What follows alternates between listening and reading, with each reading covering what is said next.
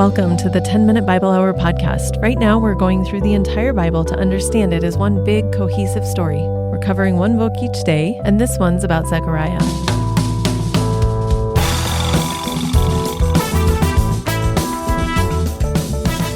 There's almost 30 people in the Old Testament named Zechariah, and the name means God remembers or Yahweh remembers. And so when you think about that, it makes perfect sense that there'd be so many people who would have that name because the memory of God is such a prominent theme as you read through the Old Testament. God remembers the screwed up stuff that the nations do, and it might seem like there's no justice for that, but God remembers, and he's going to straighten up accounts with them. He's going to bring justice and judgment on those perpetrators of evil, but also he remembers the lowly and the oppressed and the people who've been through so much, and he remembers his own people and his covenant with his own people, again, even when it seems like it's been a while and maybe he's forgotten. No, that's not the case.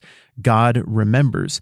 And so it makes perfect sense to me that in this Old Testament prophetic book of Zechariah, we would have a guy whose name means God remembers, because he's talking to a bunch of people who aren't sure whether or not God remembers.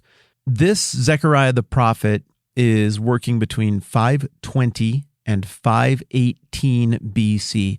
And he is a part of this group of exiled Jews in Persia who'd been taken there by the Babylonians, who were released by Cyrus the Great to go back and rebuild the temple. But then they run into some opposition, some pretty serious bureaucratic hang-ups, and the work grinds to a halt. And we learn from Zechariah 4:10 that people get into this state of malaise, and they start worrying about building their own houses, and just in general come to think that this is not a significant time. Meaningful things just aren't happening right now. That is the situation into which Haggai and Zechariah are speaking. Here's roughly the timeline of how all of this goes down. In August of 520, just shortly after Darius, the king of the Persians, has reiterated Cyrus's decree that the temple should be rebuilt and funded everything, nothing is happening. And so Haggai comes along and is like, hey, you guys got to quit building your own personal fancy paneled houses. That is not only an act of selfishness, it's an act of discouragement and malaise. You're acting like the Lord has forgotten. He has not forgotten. Big time paraphrase is mine. And over the course of the next month into September, we see Zerubbabel take heed of that, and momentum begins again for building. Then around what would be Halloween-ish, I don't think they actually celebrated that back then, but it gives you a context. Zechariah comes along and issues a big general purpose call to repentance. Don't do evil like your forefathers did. Turn away from your wicked ways. Surely he has their flirting with unfaithfulness and their commissioning to finish the temple in view. And somewhere around December of that year, maybe just a little later, it looks like everybody does repent. They respond to Haggai's message. They respond to Zechariah's message. There is building occurring, and now we're into hopeful mode. Well, that fall prophecy from Zechariah in 520 is one that's traditional. It's like the word of the Lord came to the prophet Zechariah, and then he said this stuff. But the next chunk of prophecies we see in this book are really different in character in that they are all born out of a dream. Dreams are weird, and as a result, these look weird, but God uses dreams all throughout the Bible. Way, way, way back in the super old stuff. He uses it in the New Testament as well, with Joseph and with Paul later on. This is normative for God. It's a way that he communicates truth, even though the imagery is sometimes pretty strange and foreign looking as we encounter it now. There's probably an upside to that, in that sometimes the reason that we get bogged down and can't move forward as humans or as a group of humans is because we lack imagination, and we can't even picture or envision anything different than what we've quagmired into. And something as weird looking as these dream sequences we see around the Bible can be the kind of thing that really awaken that imagination and shake you into the pursuit of a new paradigm that's better and more in keeping with what God is about.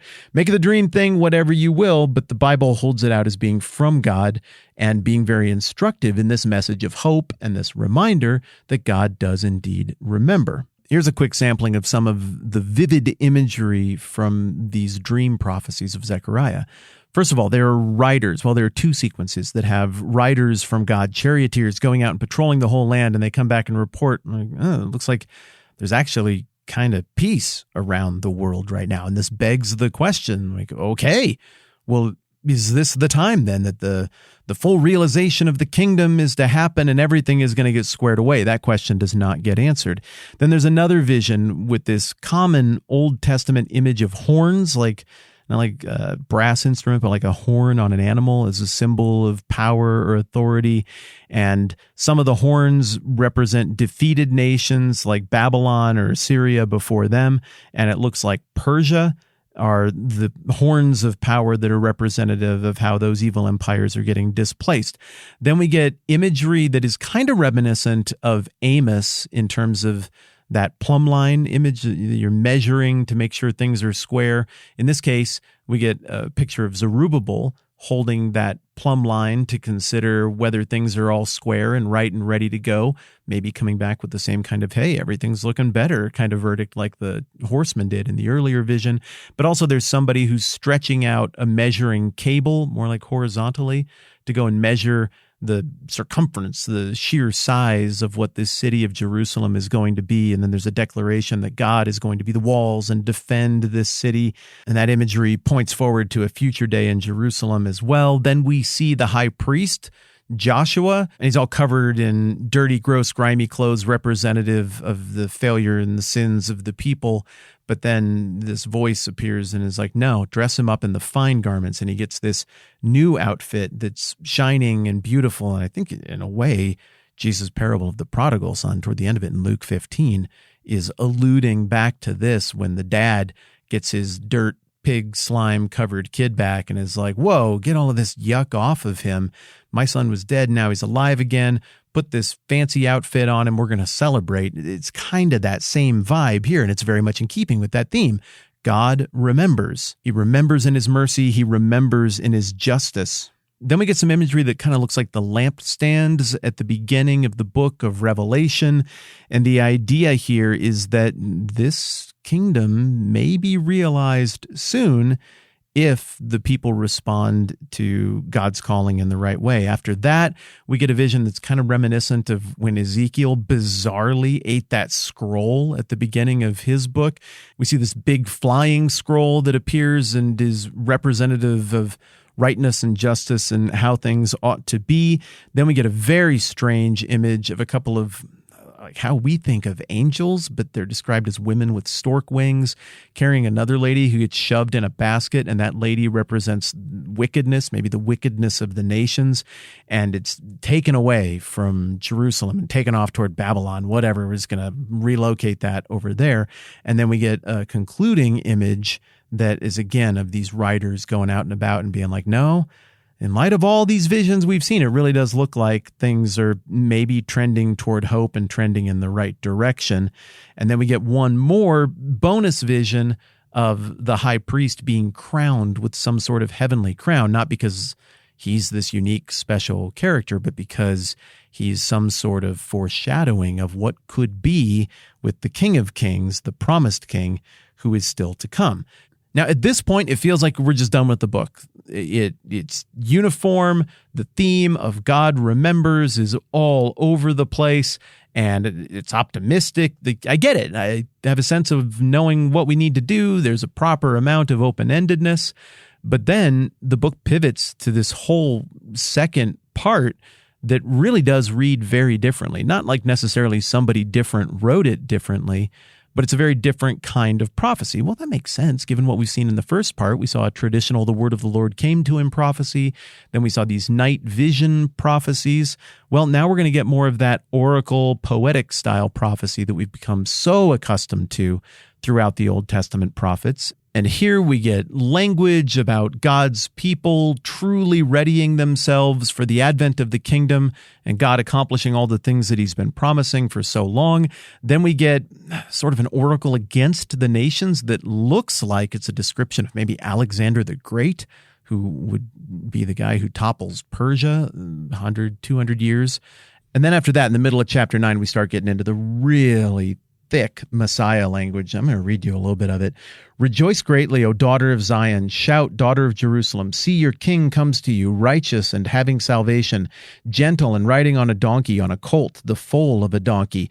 Remember, this is coming right after the description of Alexander the Great. And when he cruised into cities during his great grand march of conquest in the 330s BC, he did not do so on a humble donkey.